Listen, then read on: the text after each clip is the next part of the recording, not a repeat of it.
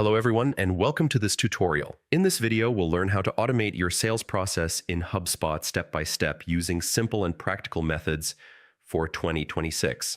Let's get started. Sales automation in HubSpot helps you save time, reduce manual work, and follow up with leads automatically.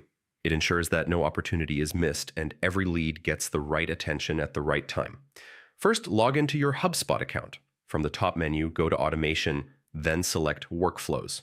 Workflows are the main tool used to automate sales activities in HubSpot.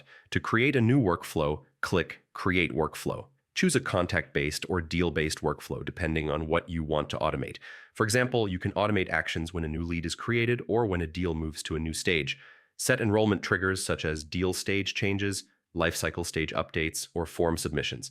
Next, add actions to your workflow. You can automatically assign a deal owner, update deal stages, change lead status, or set lifecycle stages. You can also automate follow-ups. HubSpot allows you to create tasks automatically for sales reps, send internal notifications, or trigger emails when certain conditions are met. Email automation is another powerful feature. You can send automated emails when a deal enters a specific stage, helping you respond faster and stay consistent. To keep your data clean, workflows can automatically update properties, such as deal priority or lead source. This improves reporting and sales tracking. Once your workflow is ready, review all settings carefully, then turn it on. HubSpot will now run the automation in the background.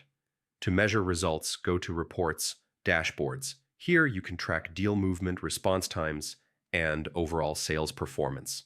In summary, automating your sales process in HubSpot helps you work smarter, respond faster, and close more deals.